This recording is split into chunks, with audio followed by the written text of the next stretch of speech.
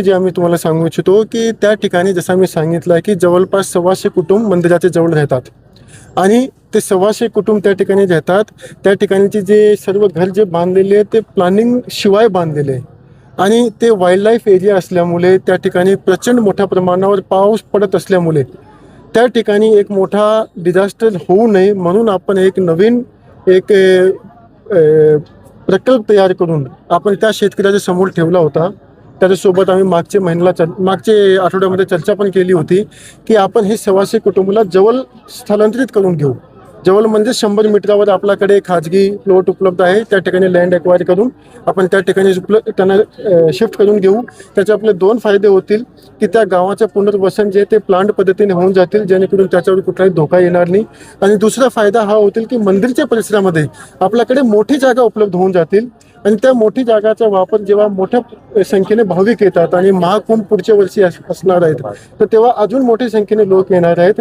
तर त्यासाठी चेंगराचेंगरी होऊ नये, व्यवस्थित दर्शन झाले पाहिजे. हजारोच्या संख्येने जरी लोक एकत्रित आले तरी सुद्धा त्यासाठी उपस्थित ठिकाणीमध्ये आपल्याला जागा व्यवस्थित असली पाहिजे, नियोजन असलं पाहिजे. त्या पद्धतीने हा प्रकल्प आपण लोकांच्या समोर ठेवलेला आहे. मला कालच त्या ठिकाणचे काही लोक सांगत होते की 70 ते 80% लोक हा प्रकल्पाचं स्वागत केलेलं आहे आणि ते म्हणते की आम्हाला तसं पद्धतीचं पाहिजेच आहे. कारण काय आहे की या पद्धतीचा प्रकल्प झाला तर त्या लोकांचेही समाधान होतील, त्याच्यावरही आयुष्याचा धोका निर्माण होणार नाही आणि एकूण जे भव्यता आहे आपल्या मंदिरची त्याच्यामध्ये एक उंच होते. वडू या ठिकाणी जे आता स्मारक होत आहे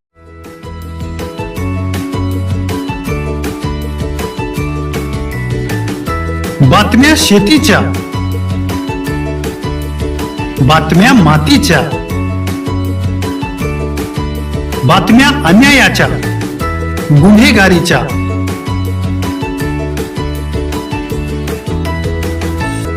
राजकारणाच्या आणि समाजकारणाच्या, शोषणाविरुद्ध बुलंद आवाज, जनसामान्यांच्या हुंकाराची गाज, सत्कार्याला प्रोत्साहन, दुष्कृत्याला अनुशासन, निर्भीड, निस्पृह, सडेतोड, बेधडक आणि रोखटोक म्हणजेच विघ्नहर टाइम्स. शोध बातमीचा, ध्यास सत्याचा. आपलं चॅनल, आपली बातमी. सबस्क्राईब तर कराच, पण बेल आयकॉनवर क्लिक करायलाही विसरू नका.